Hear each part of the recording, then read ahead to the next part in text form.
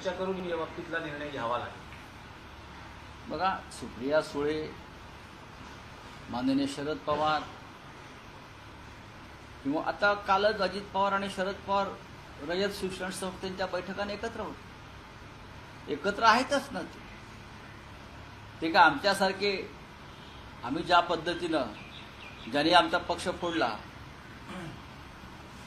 ज्याने आमचं सरकार पाडलं, ज्याने सत्तेचा आणि पैशाचा गैरवापर करून महाराष्ट्राच्या पाठीत खंजीर खुपसला, त्यांच्याशी आम्ही हात मिळवणी करणार नाही। आमची एक स्वाभिमानी भूमिका आहे।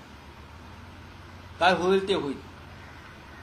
माननीय उद्धव ठाकरे यांच्या नेतृत्वाखाली जी शिवसेना आज आहे, मूळ शिवसेना, त्यांची भूमिका पक्की आहे। सत्ता गेली ह्याच्यात, काय सत्ता गेली ह्याच्यात।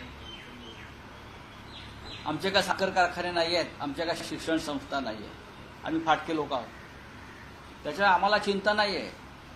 जे काय आमचं घ्यायचं ते ईडीने घेऊन टाकलेलं आहे। आम्ही परखडपणे उभे आहोत, भक्कमपणे उभे आहोत या प्रवृत्तीविरुद्ध लढण्यासाठी। आज भारतीय जनता पक्षानं एकनाथ शिंदे आणि अजित पवार उभे केले 2, उद्या अजून 50 उभे करतील या महाराष्ट्रात आणि महाराष्ट्राची वाताहत करतील।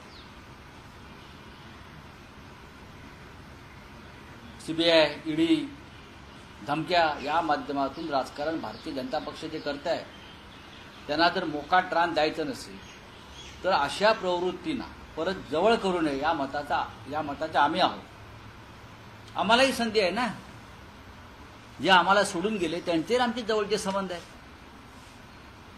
घरोब्याचे संबंध होते, पण आम्ही म्हटलं त्या प्रवृत्तीकडे ढुंकून पाहायचं। आम्ही लोकांना काय तोंड दाखवणार, आम्ही लढतो आहोत, आम्ही